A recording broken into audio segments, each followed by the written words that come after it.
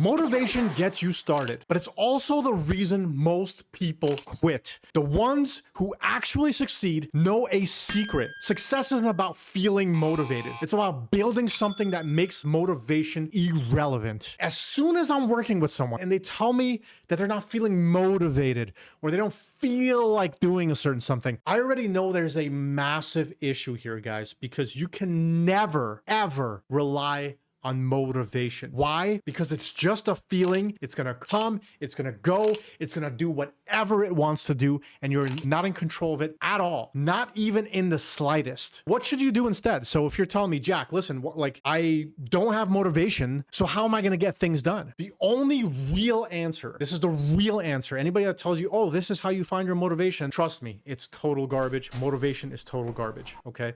The real answer is you have to get to a place where you build habits and discipline. These are the things that are gonna drive you forward. So what do I mean when I say habits and discipline? You hear that everywhere. Habits and discipline. Just build the habits and discipline. People tell you that, but they don't wanna tell you how to actually do this. With habits, you wanna start really small as possible. The smallest little thing. Let's say you wanna pick up a habit of reading a book. Start with just doing 5 minutes per day. That's it, not more than 5 minutes. That's all I want from you. And the reason why I say that is because when you start off with habits that are too large, let's say you want to start a habit of going to the gym. You go to the gym for like an hour or an hour and a half, and you're like, that's it. Like, I'm going to change my body. I'm going to do this. It just doesn't work because you're building something that's very difficult to stay disciplined and have an ounce of energy to continue doing. You really want to start off as small as possible, even with the gym. Maybe start off once a week, 30 minutes. That's it. With reading books, start off 5 minutes per day, something small like that. With starting running or exercising, just do 5 minutes. Go out on a little jog for 5 minutes every single day.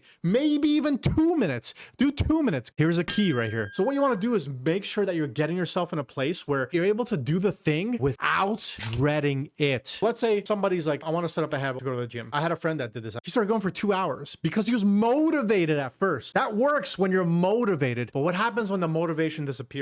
Now you wake up one morning and you don't have that feeling of motivation anymore, right? You wake up and you're like, I know I have to go to the gym for 2 hours. Oh, that feels like such a large mountain to climb, guys. It's such a large mountain that you're just not going to do it. It's as simple as that because the mountain, it's just too large. It's too much of a dread. Let's say if your habit is reading and you're like, okay, I made this habit of reading while I was motivated. I made it 30 minutes, 1 hour per day of reading. And then one day you're going to stop feeling motivated. And then you're going to be like, oh, I got to do the reading. What your brain is thinking about is 1 hour of reading or no reading. No reading sounds a lot better because 1 hour of reading is such a dread. You want to avoid these extremes. Either I go to the gym for 1 hour or I go to the gym for nothing. Avoid the extremes. If you want to set your habits, start off as small as possible. If eventually you want to get to a place where you go to the gym, let's say 3 times per week for an hour, start off going to the gym just 1 time per week for 15 minutes. Just get in there, do something, do some kind of exercise, get in there and get out. That's as simple as you can make it. These are the ways you're going to build your habits. Now you're saying, what if I build my habits, but I can still get to a place, even if the habit is small, where I just don't feel like doing it? This is where discipline comes into play. And the way you're going to build this discipline is very simple. You're going to be the manager of yourself. You're going to learn to manage yourself better than anyone else can manage you. The way you're going to do this is, let's say you have that habit for the gym. Let's say you do your first once a week, 15 minutes, as small as that. And then you're doing your reading habit of 5 minutes every single day, no matter what, no matter how I'm feeling. Those are your habits, right? You want to make sure to build this discipline. You want to make sure that you have a reward at the end of it. This is very important, guys. Very important. But let's say you do the thing you set out to do. We're just using 2 very simple examples here. Gym, reading. Let's say you do those things. Give yourself a treat. I don't care what the treat is.